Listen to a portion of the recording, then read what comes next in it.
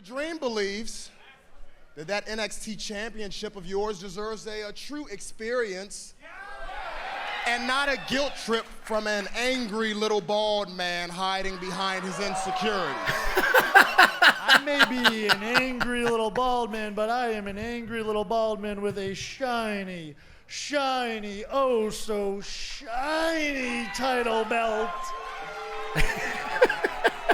And man, if we're being honest, I don't even think you believe yourself when you accuse the champ of attacking Aleister Black. I think what's going on here is Velveteen Dream just wants attention.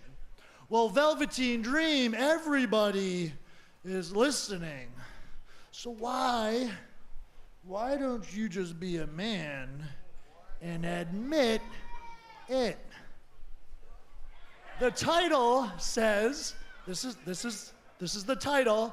The title says, maybe you're just not tough enough.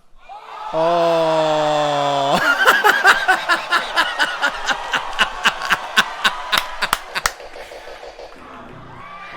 This whole thing is fantastic, man. I love it. NXT's Twisted Sister?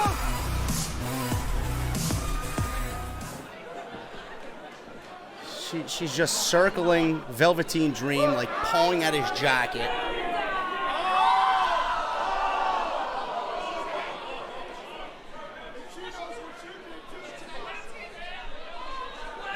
She knows what Velveteen Dream did.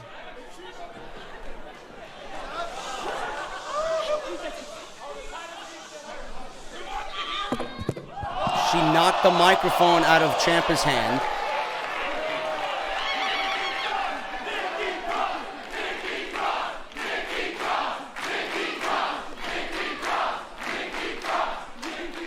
I know what you did too. I know.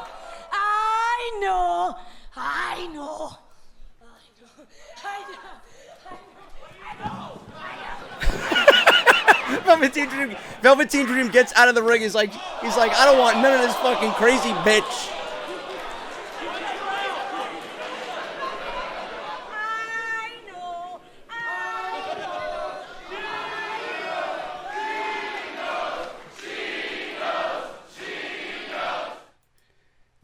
That was one of the better opening segments to NXT last night that I could remember. I mean, the last one that we seen was Adam Cole with William Regal and the rest of Undisputed Era.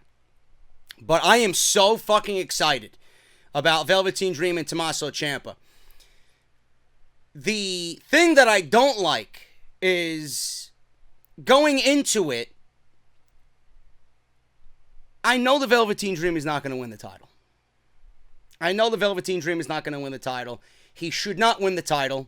He, or anybody else for that matter, is not going to beat Tommaso Ciampa. Tommaso Ciampa is the money guy in this company. He's the money guy right now in NXT. He's the money champion. He's the money personality on social media. You're not going to fuck with a good thing. The sad thing is, and I'm going to report this on Off the Script because there is news, that WWE, and it's conveniently happening after Survivor Series, and we typically know what happens when, you know, there's an NXT takeover and someone loses, and then the next week WWE wants to promote a talent or two or three to the main roster following a big pay-per-view weekend. It's being reported that WWE is looking to call up a few NXT talents after Survivor Series. And if this is the basis for talent to be called up, we all know Tommaso Ciampa is going to retain the title. Velveteen Dream has been thrown around as a name that Vince wants on the main roster. For whatever reason, I don't know why. I fear for his life if he goes to the main roster. But if Velveteen Dream loses to Tommaso Ciampa, by all accounts he should and he will, this may be the very last stretch that we see of the Velveteen Dream in NXT. That's the only reason I don't like what's going on here, and the only reason why I don't like that they're pairing Velveteen Dream and Tommaso Ciampa. On the other hand, Nikki Cross. Now, I love what they're doing with this entire Aleister Black storyline. It is certainly something in a world that is very predictable in WWE. It's got a lot of people guessing. You know? Any one of these guys could be chosen as the guy who attacked Aleister Black. Velveteen Dream has all the reason in the world to attack Aleister Black. Tommaso Ciampa has all the reason in the world to attack Aleister Black. Johnny Gargano, even though I don't think it would fit his character, had all the reason in the world to attack Aleister Black. Same goes for Lars Sullivan, EC3. They're making it very, very unpredictable, and they're keeping you guessing. Nikki Cross plays a very good, crazy woman, crazy individual, a fucking lunatic. And I like the fact that she pretty much is saying the same thing to everybody. I know what you did to the Velveteen Dream.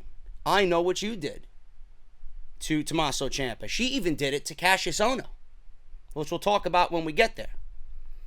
And I just love the whole fact that they're keeping it very, very secretive, and they're keeping it to a point where they're going to keep you guessing. It could be anybody, and it's not a situation where there's one favorite over the other. So I'm loving everything that's going on right now with a lot of things in NXT, but this primarily. And I'm glad that WWE is keeping up on the fact that, you know, Aleister Black is still out. Aleister Black was attacked.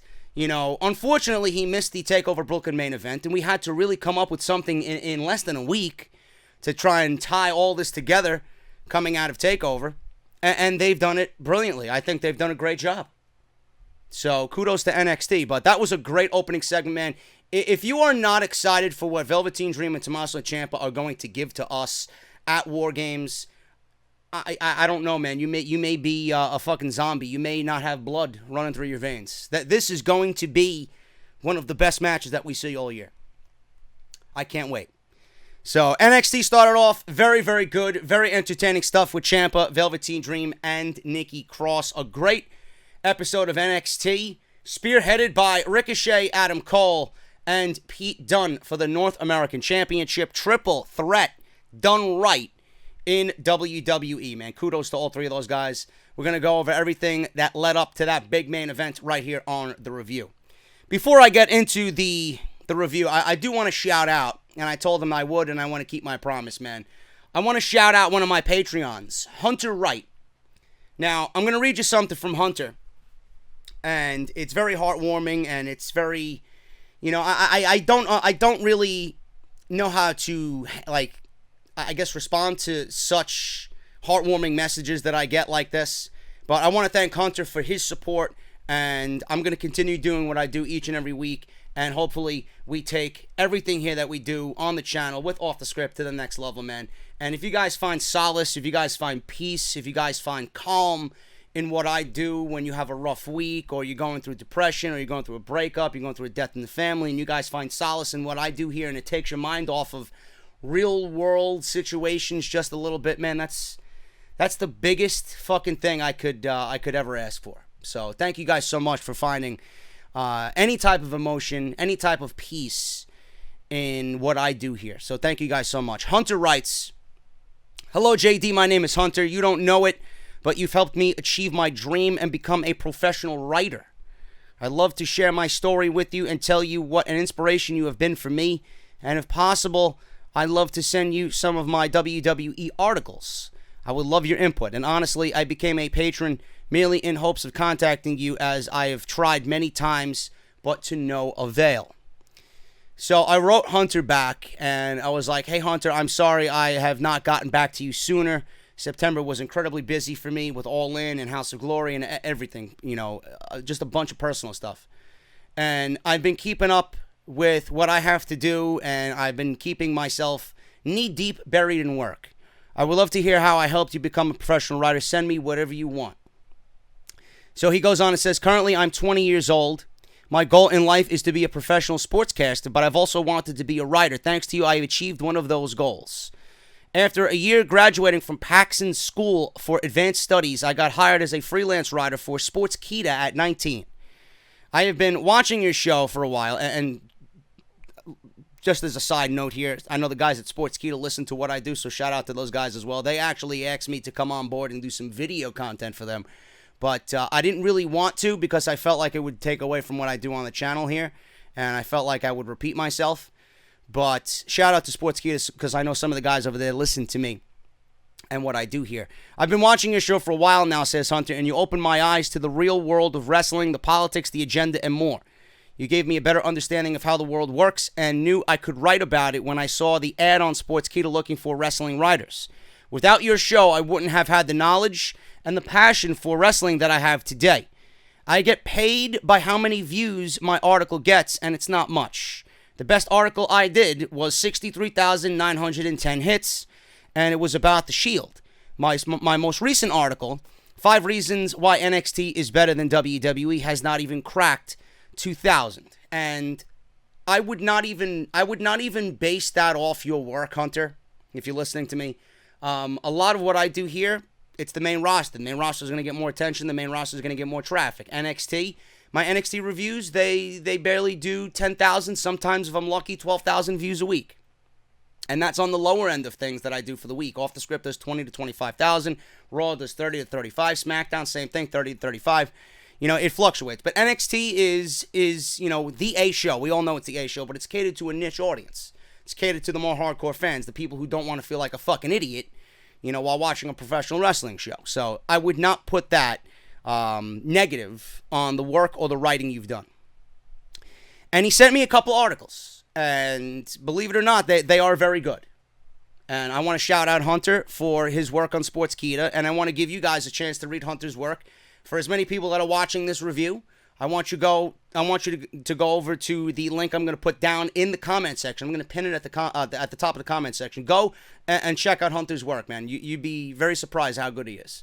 So shout out to Hunter. Thank you for being a Patreon, man. Thank you for supporting the show, and I hope I can continue to influence people just by being myself on here, man. Just by doing the things that I love to do, and that's talking professional wrestling. So Hunter, continued good luck with your work there, my friend. And if you advance to the next stage in life, let me know, bro. Let me know. I wanna be there and see what's going on, and just wish you luck along the way. So thank you so very much. NXT, man. NXT. We had that great opening segment with Tommaso Ciampa and the Velveteen Dream with Nikki Cross. So we get into the action. Keith Lee versus Kona Reeves. Keith Lee versus Kona Reeves, man. You know, the thing about Kona Reeves is we've seen him from day one, and now it's 3 or 4 months later. And I am all for giving people opportunities. I'm all for giving people chances. I'm all for giving people the benefit of the doubt with a new gimmick like this that really isn't, you know, a typical NXT gimmick. It's more of a character. You know, NXT, you got guys like Matt Riddle. You got guys like Keith Lee. You got guys like Adam Cole in the Undisputed Era. The characters in NXT don't really get over as well as the just straightforward, you know, shoot from the hip type of guys like I just mentioned. Velveteen Dream is a very, very rare case. He plays a great character. Everything the Velveteen Dream does is absolutely fucking brilliant, and he's going to be a major success on the main roster. Kona Reeves, there's just something about Kona Reeves has a great look, but the simple fact that you've noticed week in and week out, every time he's on NXT TV, that they're tweaking the little things about Kona Reeves to make him stand out a little bit more and make him appear different than the week before, than we've seen him. And nothing is working.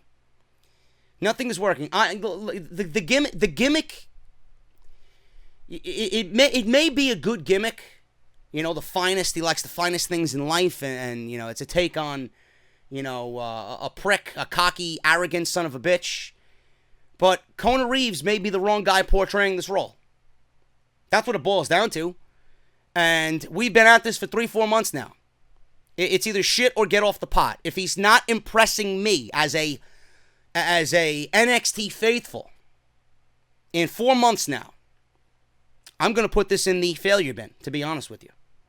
And the fact that, you know, Keith Lee, and this is taking nothing away from Kona Reeves. I mean, and it could have been anybody going up against Keith Lee, and this would have been the same outcome. Keith Lee is the guy that they're going to push more than a Kona Reeves. Keith Lee is a guy that they brought in, and they sought him. They brought him in. He's going to be a big deal. He was a big deal on the indies, and Triple H is going to be putting more attention into a guy like Keith Lee than someone like Kona Reeves. It's just the nature of the fucking NXT beast. But Kona Reeves has done nothing at all to resonate with me after 4 months. And like I said, it's either shit or get off the pot. This may be the last time that I talk about Kona Reeves here.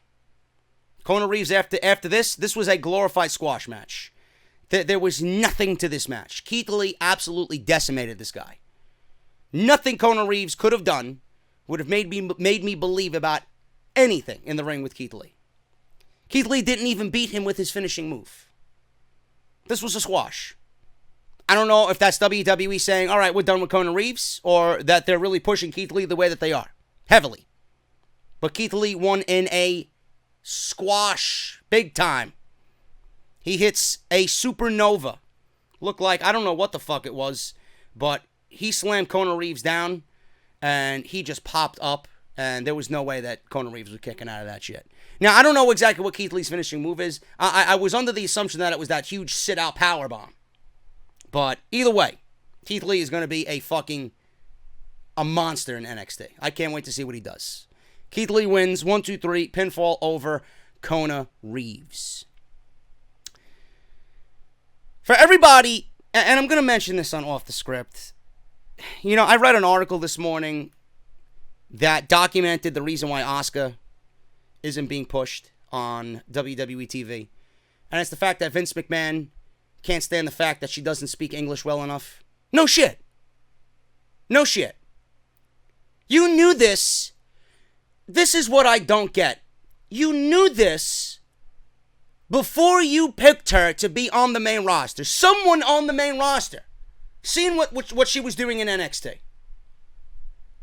You seen physically what she was doing in NXT and what Triple H did to nurture the Asuka character. Someone in WWE picked Asuka out of everybody else to be on the main roster. Why? Why? It was because of her character and her work ethic. You knew her background before you chose her to be on Monday Night Raw. Now the reports are coming out saying that Asuka, and the fact that she doesn't speak English all that well, is the reason why WWE isn't pushing her. Vince wants you to cut a promo. If she can learn English, then maybe we'll give her an opportunity. You didn't know that beforehand? That's the biggest crock of shit. And the biggest fucking close-minded attitude I've ever fucking seen. So why are you putting so much effort into bringing talent from around the world into your company knowing that they don't speak English? Why is there such a focus on Kairi Sane and Io Shirai when you know for a fucking fact that they don't speak English so well? What is their future on the main roster? Are they to stay in NXT forever? By the looks of it, they should. For all the talk and all the hype and all the build that we're getting with a Kairi Sane as champion, and the great matches she puts on with Shayna Baszler and her winning the Mae Young Classic. Same thing with Io Shirai.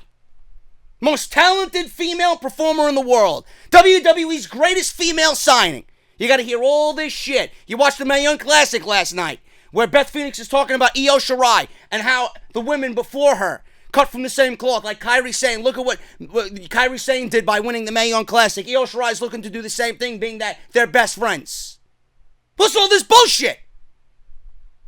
What is all this bullshit? They are doomed. Doomed. Vince needs to be removed from his position. His mentality is cancerous to this company. Cancerous. If that is the reason why you're not pushing Asuka, someone in that company needs to be fucking fired. Or removed. Who said you had to give her a microphone? Why couldn't you give her a mouthpiece? I think a Paul Heyman would look pretty damn good next to a fucking killer Asuka. So for all this bullshit I hear and the video packages I've seen with Baszler and Kairi Sane and all the talk about Io Shirai, for what? Why am I investing my time into these characters when ultimately the reason that's going to kill them is that they can't speak English? The fuck you bringing them into the company for? That's my rant. And I'm sure I'll go over that again on Off the Script. Backstage, William Regal asked about an update with Aleister Black. He says he's not going to reveal his list of suspects and that he still needs to get an answer out of Nikki Cross. Cassius Ohno, standing off screen, comes in and says he wants to know about Regal's new shiny toy, a.k.a. Matt Riddle, and when he's getting here. Ohno says that maybe he's the one who attacked Aleister Black. Regal goes into his office. He looks at Cassius Ohno like he's a fucking piece of shit. Nikki Cross walks up to Ohno and says, I know what you did. Now, I want to believe it's Cassius Ohno because I think Cassius Ohno has all the fucking motive in the world to attack an Aleister Black. I know what you did. She laughs and she walks off. Ohno looked a little bit nervous. If you guys go back and watch his body language. And, you know, all the evidence, really, if you want to go back to the first tape that they revealed, you know, with him sitting down next to Candice LeRae and Kairi Sane, you know, that's the one thing that stood out about that fucking tape where they documented all the wrestlers in the parking lot that night. Cassius Ohno and his body language was a clear-cut giveaway as to who did it. But now we're talking about Tommaso Ciampa, I know what you did. Velveteen Dream, I know what you did. Cassius Ohno now, I know what you did. Unless they all work collectively, which is not the case.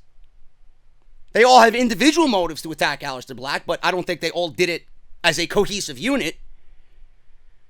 And WWE will not have Nikki Cross go up to somebody and blatantly have her say, I know what you did. That's going to automatically rule them out. Why would WWE blatantly have Nikki Cross go up to somebody and say, I know what you did. I know you did it. That means that they didn't do it. Now, I'm still reserving my prediction for Cassius Ohno. But I did mention, a few people have come to me and mentioned, you know, don't be too surprised if it's EC3. EC3. EC3 lost to Lars Sullivan. EC3 is a guy that came into NXT with a lot of fanfare, a lot of hype, and he hasn't delivered. What a better way to make a name for yourself than attack the former NXT champion. And we all know that he's working as a babyface and he's just not resonating with the audience. Maybe him attacking Aleister Black would be a great way to turn him heel and put him in a position where he's going to be portrayed in the right manner. Maybe it is EC3. I don't know. Nikki Cross didn't go up to EC3 and says, I know what you did. And he's been very vocal about who attacked Aleister Black. Pointing fingers at everybody else but himself. So don't put too much stock in Nikki Cross going up to everybody and saying, I know what you did. If she said, I know what you did to a specific somebody, they didn't do it. It's just WWE stringing you along and keeping that unpredictability factor going until the guy, the attacker, the individual is revealed. And it may be revealed before War Games. I don't know. We'll see what happens. That's what I'm guessing. Most of the talent in War Games, or most of the talent in NXT is going to be taken up by the War Games match. They may put Aleister Black returning. I'm hearing that he's ready to return. They may put Aleister Black versus his attacker at War Games. End it there. I think that's the perfect way to end it, the perfect event to end it. You don't want it to drag on too long. How long can this investigation go on for? Yeah, I feel if it goes on past War Games, then you're really pushing it. You may lose people's interest at that point. You got it to a point where it's hot right now, and it's the most talked about thing in NXT. Don't overstay your welcome. Continue it with the next set of tapings, reveal the attacker, and then put the attacker versus Aleister Black at War Games. Boom, done. Flesh out the card nicely, you'll be good to go for November. But the more and more I see Cassius Ohno, the more and more I think it's EC3. And everybody that's come to me and said EC3, I'm gonna jump into that bandwagon. It may be EC3. So we'll see what happens. Ricochet versus Pete Dunne versus Adam Cole for the North American Championship. I can't even go over what the fuck happened here. There's no way for me to talk about this match, man. I mean, I could literally watch these guys wrestle all week long and not get bored. These three guys, man, you look at Pete Dunne. Pete Dunne is an absolute fucking monster. The guy is going to be huge. The guy is just amazing at what he does. Adam Cole, future of this company. Ricochet. You give Ricochet a lesson or two in cutting a promo and have him get better there. Guy's got all the fucking makings of a superstar. AJ Styles-like. He may not be a household name, but, I mean, there's no denying that this guy is going to be a fucking megastar in this company. You put all three of these guys in the ring together, undoubtedly, one of the best main events that you're ever going to get all year on NXT TV. Ricochet goes for a handshake, and Dunne just hits him with a forearm. Dunne works over Ricochet's fingers, one at a time, transforms that into a hammerlock, stomps on the arm, finishes with a kick to the back of the head. Ricochet continues to go at it with Pete Dunne. Cole finally gets in the match and kicks at both guys.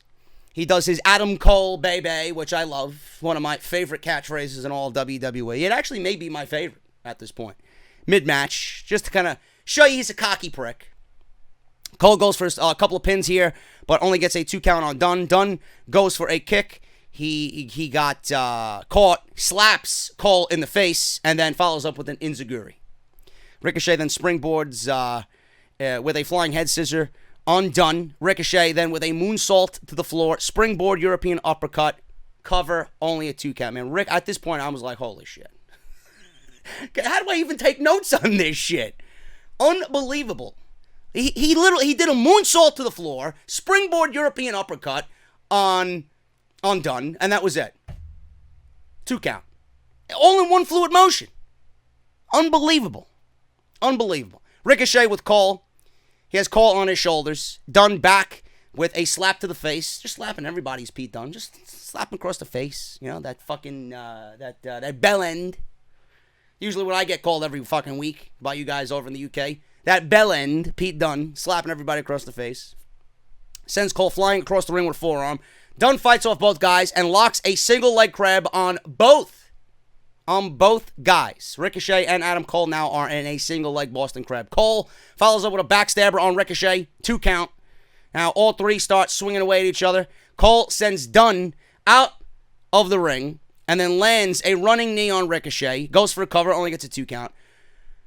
Everybody now, Dunne, Cole, Ricochet, trading strikes on one another, finishing with Ricochet landing a running shooting star press on Pete Dunne. We go to Ricochet, then going for a springboard moonsault, and gets a double super kick by Dunne and Adam Cole. This was the very same spot, but they added one to the mix. The very same spot from Ricochet and Adam Cole from TakeOver Brooklyn, where that famous spot that everybody still talks about, one of the best highlights of that weekend, where Ricochet did a springboard acai moonsault and Adam Cole with the most picture-perfect super kick right to Ricochet's throat as he flips in midair. They did that same spot here, but with Pete Dunne, and both Adam Cole and Pete Dunne delivered a super kick on Ricochet, man. That was a really, really cool spot. Both Dunne and Cole obviously knows what happens. They both go for the cover. Ricochet slowly rolls out of the way. Dunne and Cole swing away at each other. Dunne then stomps Cole's hands. Kick to the head. Cole rolls to the apron. Dunne follows him out. DDT to Adam Cole on the apron. Pete Dunne tries to recover. Ends up stomping on Cole's fingers on the steel steps. And Ricochet tries for a moonsault to the floor. He gets super kicked by Cole. Dunne gets Ricochet in the ring. X-Plex cover. Cole barely gets in the ring to break it up. I love the X-Plex. I love the bitter end. I think Pete Dunne has 2 of the best moves in all of NXT, WWE in general. I love that X-Plex into the bitter end, man. A great 1-2 combination. Cole and Dunne end up on the top rope. Ricochet goes up and hits I actually thought he was going for a double Spanish fly. That's what I thought he was going for here. But he ends up doing a double Hurricane Rana. I don't like the double Hurricane Rana off the top rope. It really isn't believable. And most times it looks sloppy. Like, I'm not going to sit there and like, it looked great. Don't get me wrong. But, you know, double Hurricane Rana, that's a pretty fucking difficult thing to pull. I actually thought he was going to do a double Spanish fly off the top rope, which would have been a lot more impressive. And I think would have been a lot more believable. Cole rolls to the floor. Ricochet, after the Hurricane Rana, does a reverse Rana that doesn't hit so well, and a flatliner, cover, 2 count. Ricochet then heads to the top. That was on Pete Dunne, by the way, which looked absolutely fucking brutal. Cole crotches him while Ricochet goes up top. Dunne hits a bitter end on Cole. Ricochet tries for a shooting star press, goes right into a triangle submission. Ricochet ends up lifting Dunne, but Dunne snaps his fingers to stop that. Always looks fucking nasty and cringe-like when Pete Dunne snaps someone's fingers. Dunne snaps them again. Cole with the super kick to Dunne. Last shot to Ricochet. Cole drops Dunne's neck with his knee. Knee to the head. Cover 1-2. Only a 2 count. Crowd thought that may have been it. Chance of this is awesome. Mauro Ranallo's going crazy. Dunne back up. Hits a lariat, bitter end, cover. Ricochet comes in with a springboard 450 splash on Dunne and gets the cover. 1, 2, 3. Ricochet retains the North American Championship. Adam Cole could really lobby for a one-on-one match if he wants another one-on-one match with Ricochet because, he plays a heel, and, the heel's always going to say, this is bullshit. I want a one-on-one match. This is not my rematch. I did not want to invoke my rematch clause here in a triple threat match. It's unfair. Maybe they go about that. Or maybe Adam Cole's just done with the North American Championship and then, Undisputed Era wins War Games and he goes on to the world title. I don't know. We'll see what happens. A lot of good things coming up in NXT, man. This was a very good edition of NXT. Lots of talking points, a lot of points of interest with the Aleister Black, Nikki Cross situation. She knows who did it. Aleister Black is still looking for who attacked him. Velveteen Dream and Ciampa. Good shit there. There wasn't really any women's action on the show tonight. They did a highlight package with Kairi Sane and Shayna Baszler, but they got that match coming up at Evolution. But this was a great edition of NXT, capped by a fantastic triple threat match, man. You got to go back and watch. If it's the one thing that you watch all week long, this is the match. This is a triple threat match done right in WWE. I'm getting out of here, man. Sorry the NXT review got up so late. I just didn't feel well. I am very exhausted. I got a long weekend ahead of me. And we're not going to stop, man. I got a lot of things coming up. We are going to do Off the Script, as always, this weekend. Black Ops 4 is coming out. WWE 2K19 content is uploading on the channel. I did not forget about Spider-Man. Don't worry. Lots of stuff coming up, man, as we push to 99,000 subscribers, man. We're fastly approaching 100,000, so thank you guys so very much. 1,000 likes on the NXT review. Let's do it. Hit that thumbs up. Subscribe down below, hit that bell, turn on all notifications, and follow me on Twitter, man. JD from NY206. If you guys want to support the channel like Hunter does, patreon.com/JD from NY206. Thank you guys so much, and I'll see you with more WWE 2K19 coverage. The next time you see me is episode 3 of WWE 2K19, My Career. I'll talk to you guys later.